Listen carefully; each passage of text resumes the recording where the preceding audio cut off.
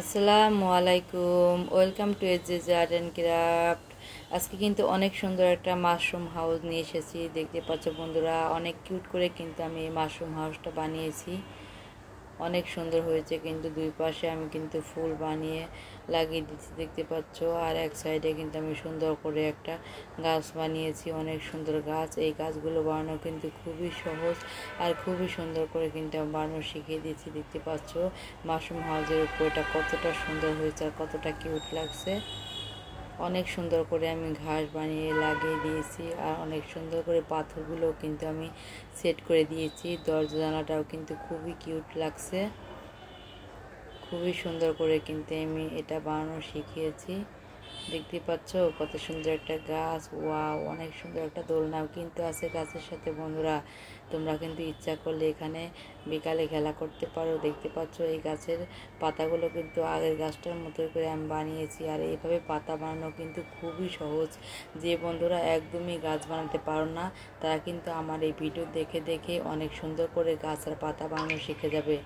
Wow, এত সুন্দর একটা রংধনু, অনেক সুন্দর কিন্তু স্মাইল রংধনু। দেখতে পাচ্ছ কত সুন্দর করে আমি বানিয়েছি, আর কালারগুলো কত সুন্দর করে ম্যাচিং হয়েছে, অনেক সুন্দর হয়েছে কিন্তু।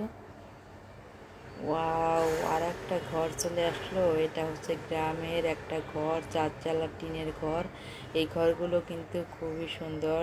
গ্রামের প্রত্যেকটি বাড়িতে কিন্তু এরকম ঘর দেখা যায়। দেখতে পাচ্ছ তার সাথে আবার ছোট্ট সুন্দর একটা কিন্তু বেলকনিও আছে, অনেক সুন্দর একটা জানলা আছে কিন্তু। ওয়াও, তিনটা ফুল চলে আসলো, এত কিউট ফুল। ফুলগুলো তো খুবই সুন্দর হয়েছে।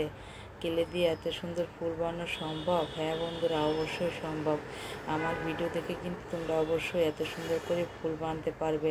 আমি কিন্তু খুব সহজে এই ফুলগুলো বানানো শিখেছি। আমার চ্যানেলে কিন্তু এই সবের ভিডিও দেওয়া আছে, তোমরা কিন্তু ইচ্ছা করলে ওখান থেকে দেখে শিখে নিতে পারো।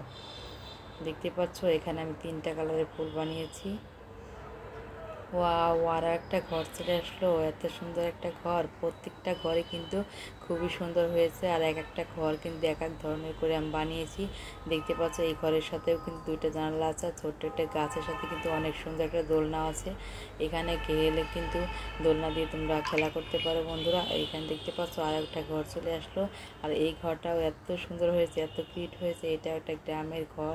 দেখতে পাচ্ছ ঘরের চালাটা কত সুন্দর করে দেওয়া আছে।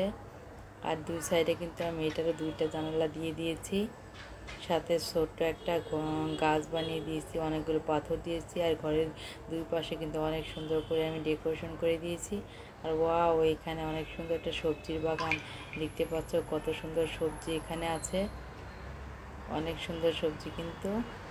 গ্রামের বাড়িতে সবজি বাগান থাকবে না, সবজি ক্ষেত থাকবে না, তাকে করে হয়, এই জন্য একটা সবজি বাগান বানিয়েছি। আর এখানে দেখতে পাচ্ছ কত সুন্দর একটা রাস্তা বানিয়েছি আমি। গ্রামে কিন্তু এরকম অনেক সুন্দর রাস্তা সাইডে ফুল গাছ লাগানো থাকে। দেখতে পাচ্ছ অনেক সুন্দর করে আমি কিন্তু এখানে ঘাস ফুল বানিয়ে লাগিয়ে দিছি। আর এটা হচ্ছে অনেক সুন্দর ছোট্ট একটা মাশরুম হাউস। দেখতে পাচ্ছ কত কিউট আর কতটা ছোট।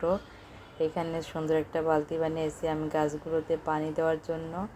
আর এইখানে দেখতে পাচ্ছ কত সুন্দর একটা পানি দেওয়ার পাত্র বানিয়েছি আমি।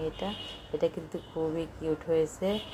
সবজির বাগানে ছোটো ছোটো ফুল গাছে পানি দেওয়া যাবে। আর এখানে অনেক সুন্দর একটা আমি কিন্তু কোলা বানিয়েছি, এই কোলার উপরে কিন্তু ধান ঝাড়তে হয়। দেখতে পাচ্ছ অনেক সুন্দর করে ধান দিয়েছে। আর এটা হচ্ছে ছোট্ট সুন্দর একটা স্টোভ চুলা। দেখতে পাচ্ছ গ্যাসের চুলাটাও কিন্তু খুবই সুন্দর হয়েছে। এখানে সবচেয়ে সুন্দর ইউনিক একটা ঘর। দেখতে পাচ্ছ এই ঘরের চারপাশে কিন্তু গাছ দিয়েছি, পাথর দিয়েছি, আর সুন্দর একটা পুকুর আছে কিন্তু পুকুরের ভিতর একটা শাপলা ফুল ফুটে আছে, অনেক সুন্দর একটা। এই ঘরটাও কিন্তু অনেক সুন্দর করে বানিয়েছি। আল্লাহ হাফেজ।